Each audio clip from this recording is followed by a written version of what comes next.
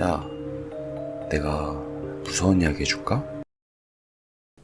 나는 심령명소에 가는 것을 좋아한다. 터널, 묘지, 우물, H현 내에 있는 심령장소는 거의 다 돌았다. 심령장소에 갈 때 조심해야 할 것은 데려오지 않는 것이다. 악령이 출몰하는 장소에는 반드시 무언가가 있다. 원한을 남기고 죽은 홀령, 예로부터 내려오는 관습의 잔재, 산괴. 나는 그런 것들을 악령이라고 부르는데 그것들은 죽음이나 재앙을 초래한다는 것이 악령의 본래 의미다. 사실 나는 몇 번이나 악령을 안고 집으로 돌아갔다. 심령장소에서 돌아온 후 이상하게 어깨가 무겁고 긁힌 상처 같은 붉은 흉터가 몸에 떠올라 낫지 않는다. 이른바 빙이라 불리는 것이 일어난다. 정도가 약한 것은 방 내기퉁이에 소금을 가득 채워 결계를 치면 낫고, 심한 것은 신사에서 정화를 받는다. 가장 위험했던 것은 2년 전 어느 터널에 갔을 때였다. 집에 돌아오고 나서 매일 검게 그을린 얼굴의 여자가 꿈에 나타난다.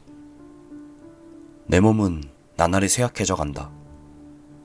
아침에 일어나 베개를 보면 많은 머리카락이 빠져 있다. 식사 후 먹은 것을 다 토해낸다. 소금을 가득 채운 결계도 듣지 않는다. 전례 없는 강력한 악령이었다.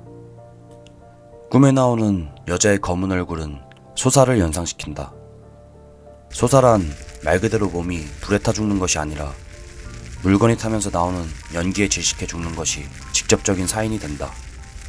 즉, 불에 타 죽는다는 것은 몸이 불에 타는 고통과 숨을 쉴 수 없는 고통을 동시에 느끼는 죽음이다. 검게 그을린 얼굴의 여자는 엄청난 고통과 원한을 안고 죽었을 것이다. 그렇게 강력한 악령이라도 어떤 신사의 신주는 아주 간단하게 조복, 즉 재령해버렸다. 심령장소 정도의 악령은 두려워할 필요가 없다. 신사에 모셔져 있는 신이 훨씬 강하다. 오컬트 연구회에 소속되어 있는 친구 A는 너무 경솔하게 위험한 곳에 가선 안 돼. 정말로 위험한 곳도 있으니까. 하고 경고해주지만 실제로는 괜찮다. 위험한 악령을 데리고 들어왔을 때는 신사의 신주가 어떻게든 해준다. 다음엔 어느 심령지가 좋을까? 망설임 끝에 고른 곳은 한 폐단지였다. S현에 있는 그 단지는 1950년대에 개발이 시작되어 사람이 살기 시작했다. 단지가 있던 곳은 원래 산이었고 산을 허물고 강을 매립하여 그 위에 집이 들어섰다. 그러나 무슨 일이 있었는지 현재는 단지에 아무도 살지 않는다. 주말 휴가를 이용해 나는 폐단지에 가보았다. 단지라는 곳은 똑같은 모양, 똑같은 외관의 건물만이 같은 간격으로 서 있어서 섬뜩하다. 사람의 손이 없어 콘크리트 건물은 금이 가고 담쟁이 덩굴이 자라고 유리는 깨지고 실내는 어지럽게 널려 있다. 아파트 단지의 어떤 방에 들어가 보니 바닥에는 낡은 신문지, 구멍 뚫린 양동이, 옷가지 등 사람이 살았던 때의 흔적이 남아있다. 빛이라고는 손전등의 가느다란 빛뿐이었다. 나도 모르게 웃음을 터뜨리고 만다. 이 섬뜩한 분위기가 나는 좋다. 오늘은 텐트도 가져왔다. 폐단지 중앙에 있는 공원, 녹슨 놀이기구, 체인이 끊어진 그네. 이 공원에 텐트를 치고 밤을 새웠다. 일기를 쓰면서 귀를 기울이고 밖의 상황을 살핀다. 텐트 밖은 고요했고 뭔가 재밌는 일, 수상한 그림자를 보거나 영적 현상을 기대했지만 아무 일도 일어나지 않았고 결국 아침까지 이상한 일은 일어나지 않았다. 다음날 날이 밝은 후에는 아파트 주변을 산책한다. 단지에 오기 전에 미리 조사해 두었기 때문에 주변을 어느 정도 알고 있다. 아파트 단지가 들어서기 전에 있던 산, 그 X산은 산이라기보다는 조금 높은 언덕으로 나무들이 빽빽하게 들어선 낮에도 어두운 장소였다고 한다. 이 X산 근처에는 옛날부터 사람이 살고 있었고 사람들은 오래전부터 이 산에 가까이 가는 것을 피하고 산 자체를 꺼렸다. 그런 곳에는 악령들이 모여든다. 닭이나 멧돼지를 먹고 남은 뼈나 가죽 같은 잔해를 이 산에 버린다. 사람이 죽으면 이 산에 있는 무덤으로 옮겨 묻는다. 옛날에는 토장, 즉 흙 속에 묻는 장사법이 일반적이었다고 한다.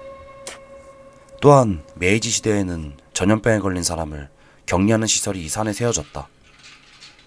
죽은 사람을 집 마당에 묻는 사람은 거의 없고 낫지 않는 전염병에 걸린 사람은 격리하고 사람은 가능한 한 죽음이나 질병이라는 악령을 생활권부터 멀리 떨어뜨려 한 곳에 모아 통제하려고 한다.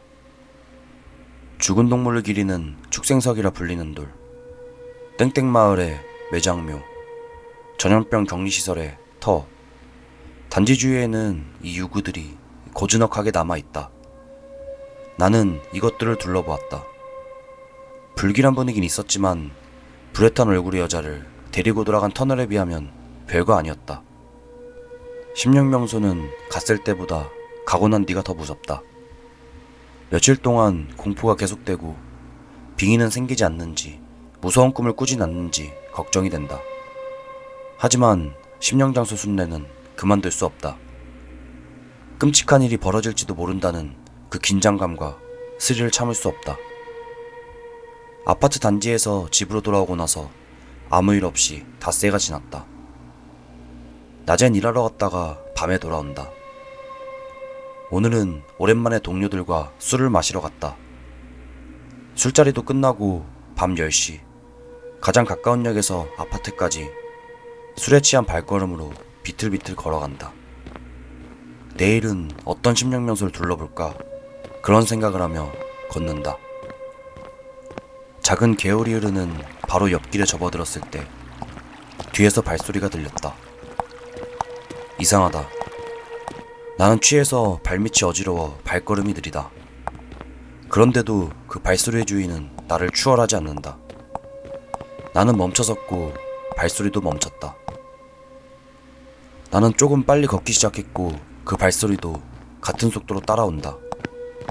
내 뒤로 20m 정도 거리를 항상 유지하며 발소리가 따라왔다. 취한 일리는 없다.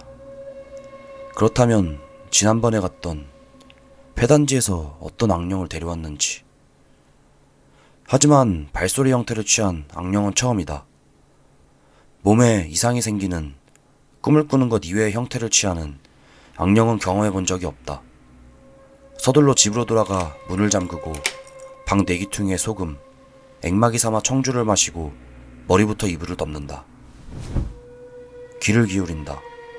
발소린 들리지 않는다. 조심조심 이불에서 얼굴을 내민다. 아무 이상 없는 것을 확인 후 정등불을 켠 채 잠들었다. 꿈을 꾸었다. 검게 그을린 얼굴의 여자가 길가에 우두커니 서 있었지만 그뿐이었다. 잠에서 깨어나 보니 머리카락이 빠져 있었다. 터널에서 돌아왔을 때처럼 먹은 것을 토했다. 검게 그을린 얼굴의 여자는 구마의식으로 제명되었을 것이고 그 후로 그 터널 근처에도 가지 않았다. 왜 이제 와서 그 여자가 꿈에 나왔을까? 전에 그 여자를 재령해준 신사에 전화를 건다. 다시 재령해달라고 부탁하면 돼. 간단한 일이다. 그러나 이 신사에서는 재령할 수 없습니다. 라고 간단히 거절당하고는 곧바로 전화를 끊어버렸다. 또 다른 신사에도 전화를 걸었다가 바로 거절당하고 또 다른 신사에도 전화를 걸었다가 이번에는 무슨 말을 하기도 전에 전화를 끊어버렸다. 분명히 이상하다. 모두 몇 번인가 재령을 받은 과거가 있는 실적 있는 신사다. 전화가 안 되면 신사로 직접 가면 되고 그 여자를 재령해준 신사 전화를 걸어 거절당했지만 어쨌든 거기로 가자. 토리일을 지나 저쪽에서 흰옷을 입은 신주가 빠른 걸음으로 다가온다. 신주에게 말을 하기도 전에 팔을 붙잡혀 토리 밖으로 끌려 나왔다. 당신은 신역에 설 자격이 없는 인간이야. 차가운 목소리로 신주가 선고한다.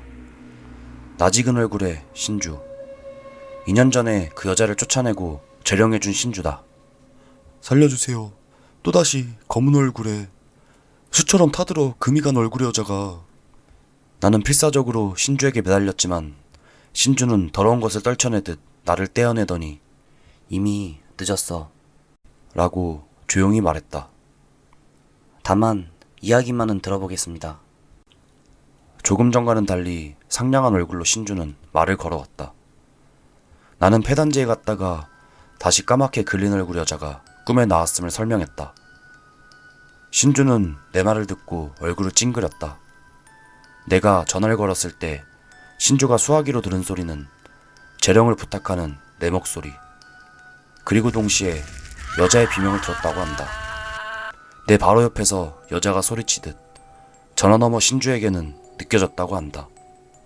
들리는 순간 끝입니다. 라고 신주가 말했다. 이곳 신사의 신주를 비롯해 전화를 걸었던 신사들이 재령을 거절한 이유를 알 수 있었다. 나는 상당히 위험한 귀신을 데리고 돌아온 모양인데 어느 신사도 이 위험한 귀신과는 관계하고 싶어 하지 않는 것 같다. 솔직히 주변에 있는 심령장소에서 데려오는 물건은 대수롭지 않습니다. 자살자의 영혼이라든가 원념을 품고 죽은 자의 원한이라든가 약한 힘밖에 가지지 못한 원혼이라든가 단 한 사람이 가진 원망 따위는 쉽게 물리칠 수 있습니다. 다만 악령들의 집합체는 별개입니다. 폐단지가 들어서기 전에 있던 X산. 인근 마을에 살던 사람들이 수백 년에 걸쳐 그곳에 버려온 부정. 산에는 수천수만의 인간이 품어온 부정적인 감정이 모여있다.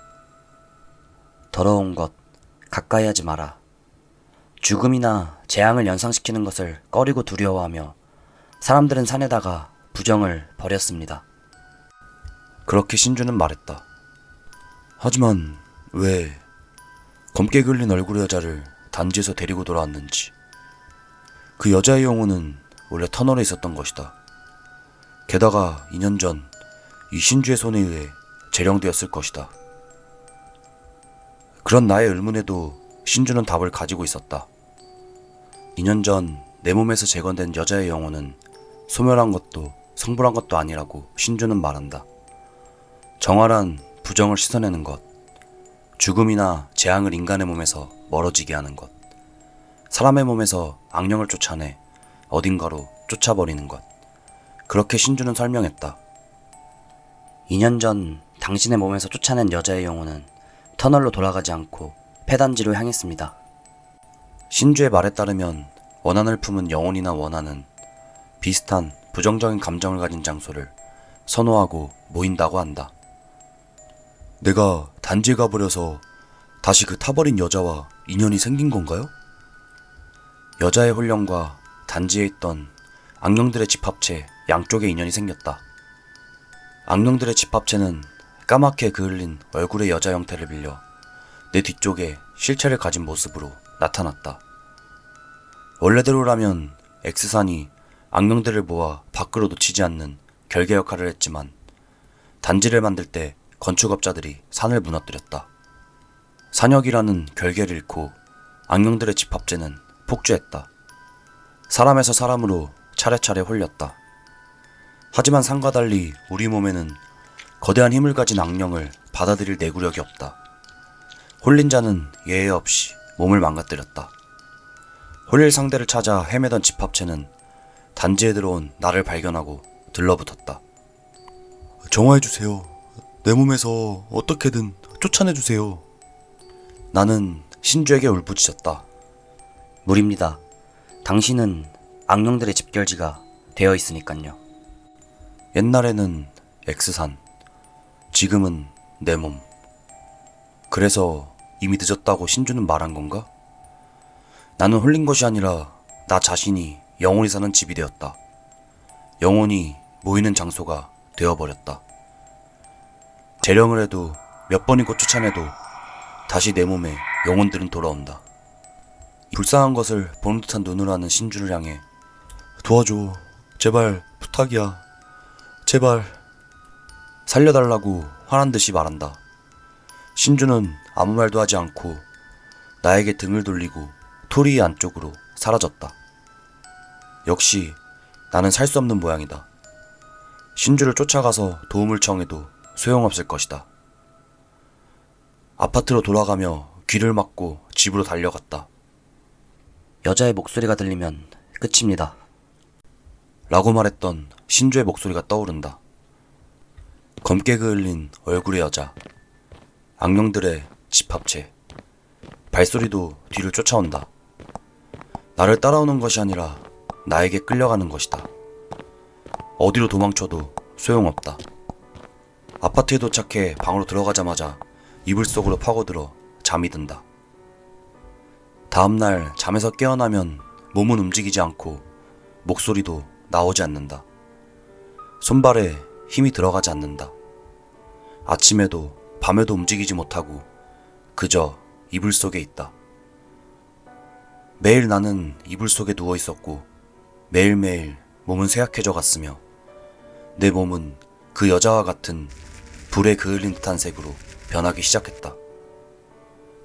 어제는 여자가 창문 바로 밖까지 왔었는데 오늘은 여자가 방 안에 있고 내일은 어디까지 다가올까? 조금씩 조금씩 내 곁으로 다가온다.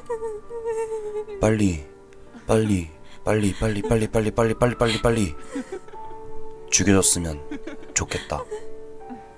계속 검은 얼굴의 여자가 보인다. 눈을 돌리지 않는다. 내가 죽으면 그 여자는 그 폐단지로 돌아갈 것이다. 최후의 힘을 쥐어짜서 간신히 움직이는 손끝으로 일기에 경고를 남긴다. 폐단지에는 가지 마라.